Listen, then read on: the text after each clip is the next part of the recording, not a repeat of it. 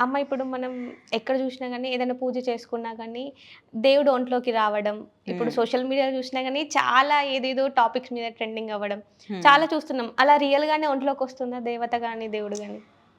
దేవత ఒంట్లోకి రావడం అంటే కుండలిని అనేది సడెన్‌గా రైజ్ అయిందనుకుందాం. ఊగుతారు ఎక్స్‌ట్రీమ్ లెవెల్‌లో. ఇప్పుడు ఒక కరెంట్ ఉంది. వేలు పెడితే ఏమవుతుంది? షివర్ అవుతుంది షాకొస్తుంది. గదా! అవును. కుండలిని అనేది అసాధారణ శక్తితో సడెన్‌గా పైకి లేస్తే ఊగిపోతారు మనిషి బ్యాలెన్స్ చేసుకోలేకపోతే. షట్‌చక్రాలుంటాయి. యాస్ట్రల్ బాడీకి సంబంధించినటువంటిది. అవి సహస్రార చక్రంలో దేవత హైయెస్ట్ వోల్టేజ్‌లో దూకిందనుకోండి, మనిషికి తపోశక్తి లేకపోతే షేక్ అవుతారు. ఇదేంటంటే ఎలా అయినా ఉండొచ్చు. ఒక ప్రేతం ఆవహించొచ్చు, షేక్ అవుతారు. సాధకులు చనిపోయిన సాధకులుంటారు. బాగా తపస్సు చేసి వాళ్ళకి కామాత్మలుంటాయి. అంటే వాళ్ళ కోరికలు తీరక కోరికలు. చనిపోయిన హ్మ్. వాళ్ళు ఆవహిస్తారు. వాళ్ళు దేవతనే అంటారు. తర్వాత దేవతా గణాలుంటాయి. గణాలు ఆవహిస్తాయి. గ్రామ దేవతలు ఆవహిస్తారు. ప్రధాన దేవత యోగినీలు, యక్షిణీలు మనిషి ఆరాను ఆవహిస్తాయి. వీళ్ళంతా శరీరంలోకొస్తే ఆరాలోకొస్తాయి. పరదేవత ప్రత్యక్షంగా దర్శనమిస్తుంది. అంటే పెద్ద దేవత బాడీ మీద దూకలేదు. బ్లాస్ట్ అయిపోతుంది ఆ బాడీ. పరదేవత ప్రత్యక్షంగా దర్శనమిస్తుంది. చిన్న చిన్న దేవతలు, గణాలు ఆవహిస్తాయి. అప్పుడు షేక్ అవుతుంది. అందరూ చెప్పేది ఒకటే అమ్మవారనే చెప్తారు అందరూ. కాబట్టి ఏంటంటే కొంతమందికేంటంటే అలా వచ్చినప్పుడు ఎనర్జీ కనెక్ట్ అయినప్పుడు షేక్ అవుతారు, ఏడుస్తారు. కొంతమంది జరిగిపోయింది చెప్పగలరు.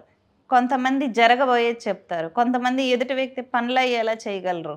ఇదంతా ఏంటంటే వాళ్ళకి ఎనర్జీ ఆవహిస్తుంది చూసారా? దాని యొక్క క్యాపబిలిటీ మీద ఉంటుంది.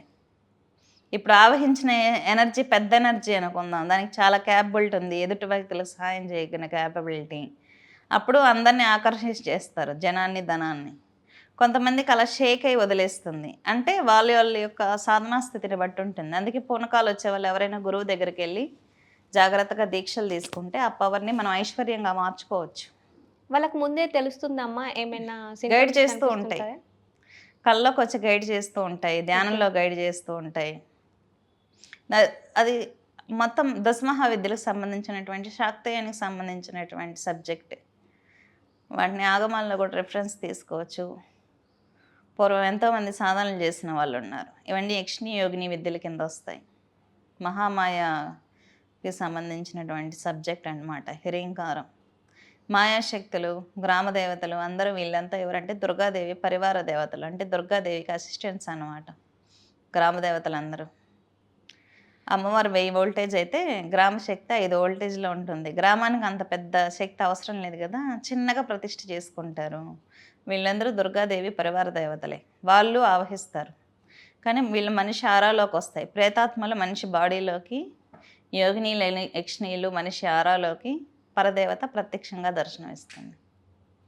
అమ్మ ఇప్పుడు చాలా మందికి దేవత పూనుతుంది కదా! హ్మ్. కొంతమందికి పూజ చేస్తున్న సమయంలో పూనడం, హ్మ్. లేదంటే ఏదైనా ధూపం స్మెల్ వచ్చినప్పుడు, బొట్టు పెట్టుకున్నప్పుడు ఇలా జరుగుతూ ఉంటుంది. హ్మ్. కొంతమందికి నిల్చున్న ప్లేస్‌లోనే రావడం, లేదంటే ఇలా మాట్లాడుతున్నప్పుడే రావడం, అలా నీట్‌గా లేని ప్లేస్‌లలో గూడా రావడం చూస్తున్నాం. అలా నిజంగానే వస్తుందా అమ్మ? లేకపోతే అది అంత వట్టిగానే రావడమా?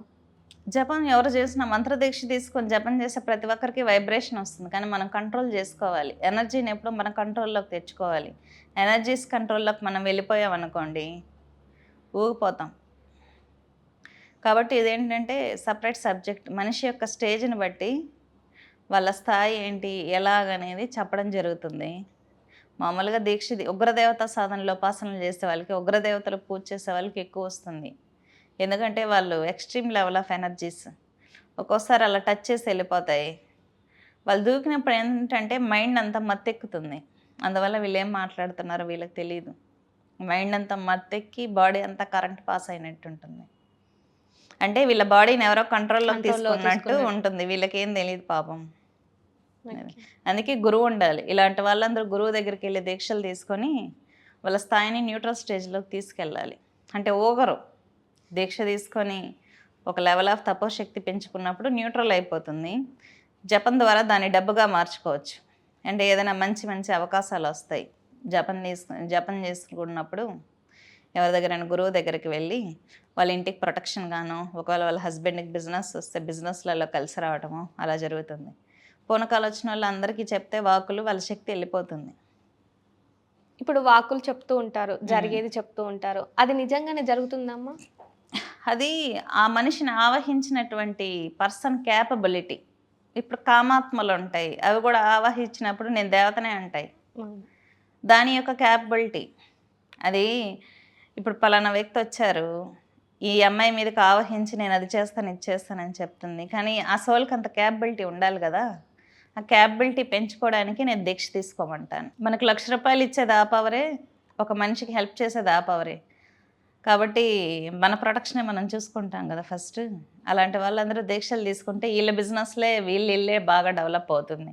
పక్కనోళ్ళకి హెల్ప్ చేయడం కన్నా గూడా. అమ్మ మీరిప్పుడు సాధనలు చేస్తూ ఉన్నారు గదా! హ్మ్. మీరు చెప్పగలుగుతారా అలా? దీన్ని చెప్పడం అంటే నేను సలహాలు ఇస్తాను. ఇలా చేసుకోండి మంచి జరుగుతుంది అని. అంతేగాని ఇప్పుడు మీరున్నారు. మీ గురించి చెప్పడం వల్ల ఏమైనా యూజ్ ఉంటుందా?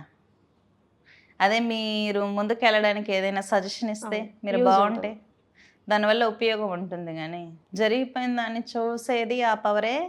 మిమ్మల్ని బాగు చేయడానికి యూజ్ చేసేది కూడా ఆ పవరే. ఆ జపశక్తే. కాబట్టి మనం మిమ్మల్ని బ్రైట్ చేయడానికే గదా వాడతాం. జపంలో కూర్చొని చూస్తే తెలుస్తుంది. మీరిలా ఎన్ని సార్లు అడుగుతారు? మీకు చాలా డౌట్స్ రావచ్చు ఫ్యూచర్‌లో. అదే మీకు మీరుగా తెలుసుకుంటే మీ గురించి చాలా బావుంటుంది గదా! ఎవ్వరిని ఏ మాతాజీని, ఏ స్వామీజీ మీద డిపెండ్ అవ్వకుండా హ్యాపీగా మంత్రాన్ని తీసుకొని మీ గురించి మీరే తెలుసుకుంటే మీరే తెలుసుకోవచ్చు. రేపేం జరుగుతుంది? ఎల్లుండికి ఏం జరుగుతుంది? లేదు నిన్నెవరైనా మిమ్మల్ని తిట్టుకున్నారో కూడా తెలుసుకోవచ్చు. అలా గూడా తెలుసుకోవచ్చు. తెలుసుకోవచ్చు. భార్యాభర్తల్లో భర్తను ఎవరైనా టచ్ చేస్తున్నారా లేదా అని కూడా తెలుసుకోవచ్చు. అలాంటి మంత్రాలు కూడా ఉన్నాయి. విజన్స్ వస్తాయి తెలుసా మీకు? మన తంత్రశాస్త్రం చాలా గొప్పది. తెలుసుకోవచ్చు. జపాలు చేస్తూ ఉంటే విజన్స్ వస్తాయి. కౌళార్చనలో భైరవి, భైరవ సాధనలుంటాయి. భైరవి, భైరవ సాధన చేసినప్పుడు భర్తను ఎవరైనా అమ్మాయి బయట టచ్ చేస్తే ఇక్కడ విజన్ వచ్చేస్తుంది ముందు రోజే. ఓకే. అలాంటి సాధనలు చాలా ఉన్నాయి. అంటే అలాంటి సాధనలకి అంటే ఏమన్నా ఇన్ని రోజులు చేయాలి అనేదేనా ఉంటుందమ్మా?